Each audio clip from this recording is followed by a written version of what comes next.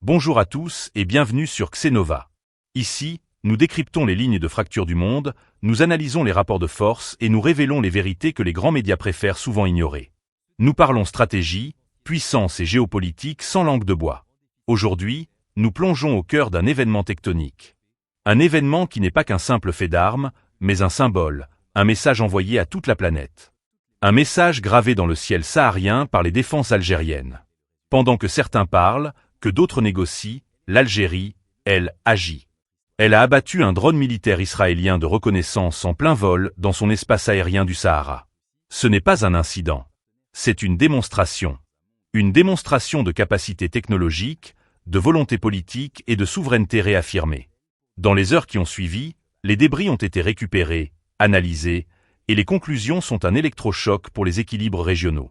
Abonne-toi immédiatement à Xenova, active la cloche, car ce que nous allons détailler ensemble va bien au-delà du simple titrage. C'est une analyse géostratégique approfondie de près de 30 minutes qui explique pourquoi ce jour marque un avant et un après dans la sécurité du continent africain. Ne rate pas un instant de cette enquête. Rentrons immédiatement dans le vif du sujet, car il n'y a pas de temps à perdre. Les faits, vérifiés et corroborés par des sources multiples, sont les suivants, et ils sont d'une clarté cristalline. Il y a quelques jours, dans l'immensité silencieuse et stratégique du Sahara algérien, les systèmes radars intégrés de l'armée nationale populaire ont détecté une intrusion. Une cible non identifiée, de petite taille, évoluant à basse altitude, pénétrait illégalement l'espace aérien algérien. Il ne s'agissait pas d'un avion égaré, mais d'un drone militaire de reconnaissance, conçu spécifiquement pour la furtivité et l'espionnage. Les marquages linguistiques. C'est peut-être l'élément le plus irréfutable et le plus embarrassant pour Tel Aviv. Sur certains composants internes, des inscriptions, des numéros de série et des étiquettes de maintenance en hébreu ont été découvertes. Un drone militaire avec des marquages en hébreu retrouvé à des centaines de kilomètres à l'intérieur de l'espace aérien algérien. Là, les hypothèses alternatives s'effondrent. Aucun pays tiers utilisant ce matériel n'aurait conservé ces marquages dans cette langue sans les effacer ou les traduire pour ses propres besoins opérationnels. Lasciar giù le militaire pure. L'engin transportait une suite complète de renseignements, surveillance et reconnaissance ISR. Caméra haute définition à zoom puissant pour l'imagerie détaillée de jour, capteurs infrarouges pour la vision nocturne et la détection thermique, repérant des véhicules, des installations, et surtout, des systèmes de transmission de données cryptées par satellite. Cette technologie permettait de renvoyer en temps réel ou quasi réel le flux vidéo et les données collectées vers une station de contrôle au sol, très probablement située hors d'Algérie. Il n'y a ici aucune ambiguïté. C'est du matériel conçu exclusivement pour l'espionnage militaire et la collecte de renseignements stratégiques. Face à ce mur de preuves, la réaction israélienne, ou plutôt son absence, est révélatrice. Aucun communiqué officiel. Aucune revendication, aucun déni ferme et documenté. Juste un silence pesant, entrecoupé de quelques fuites anonymes dans la presse internationale évoquant une possible erreur de navigation ou une mission non autorisée. Ces arguments sont techniquement risibles. Un drone de cette sophistication est équipé de systèmes de navigation inertiels et GPS redondants, avec des limites géographiques programmées. L'idée qu'il se perde et pénètre de plusieurs centaines de kilomètres l'espace aérien d'un pays, avec lequel Israël n'a aucune relation, est un conte pour enfants. Non, la réalité est plus simple et plus grave. Il s'agissait d'une mission délibérée, planifiée, autorisée au plus haut niveau de l'état-major israélien. Un test des capacités algériennes, une opération de renseignement jugée à faible risque. Le calcul était erroné. Cette violation ne s'est pas produite dans un vide stratégique. Pour la comprendre, il faut la replacer dans un contexte régional et global d'une extrême tension. Le « pourquoi là ?» et le « pourquoi maintenant ?» sont fondamentaux. Le Sahara algérien n'est pas un désert vide. C'est une zone d'intérêt colossaux et convergents. La dimension énergétique et minière. La région regorge de ressources, hydrocarbures, pétrole, gaz, mais aussi de potentiels mines rares, et constitue un terrain idéal pour les projets d'énergie renouvelable, solaire. Cartographier ces richesses et les infrastructures y afférentes est un enjeu de renseignement économique majeur. La dimension sécuritaire sahélienne. Le sud algérien est la frontière avec une zone Sahel en pleine turbulence, où opèrent des groupes armés, où les influences françaises, russes, américaines se disputent et où des coups d'État redessinent la carte des alliances. Surveiller les mouvements transfrontaliers, évaluer la présence et les capacités algériennes de sécurisation est crucial pour toute puissance voulant peser dans la région. La dimension de défense pure. L'Algérie y a déployé des systèmes sophistiqués.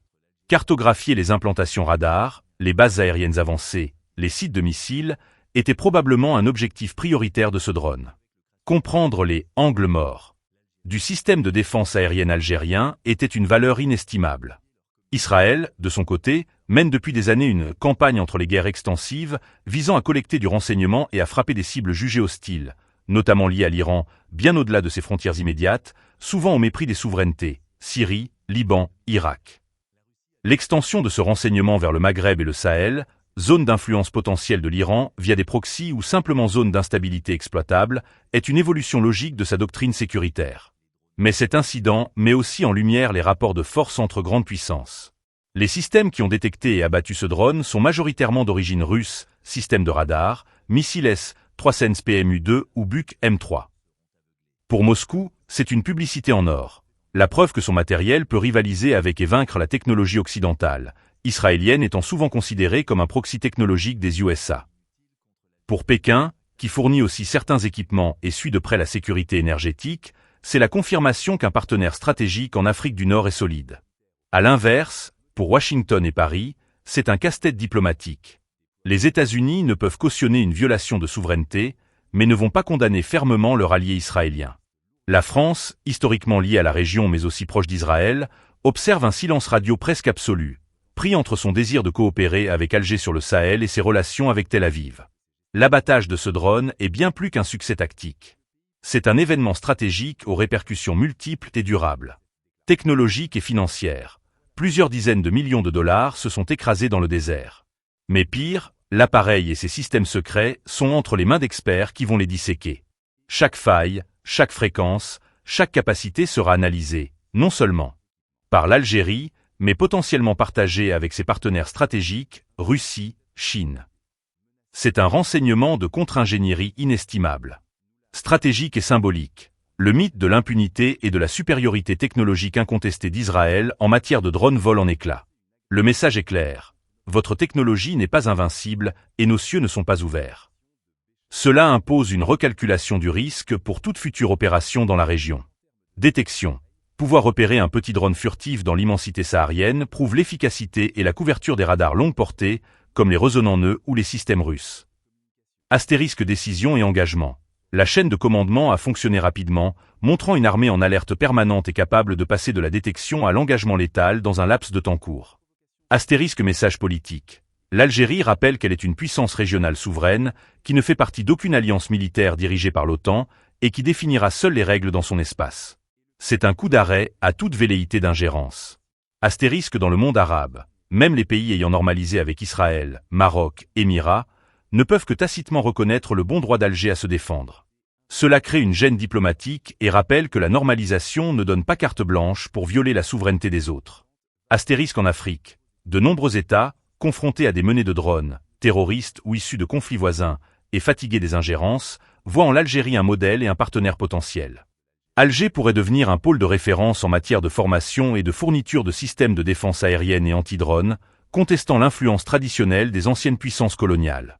Astérisque au niveau global. Cela renforce l'axe Alger-Moscou-Pékin sur le plan défensif. C'est la preuve que le multipolarisme n'est pas un discours, mais une réalité militaire.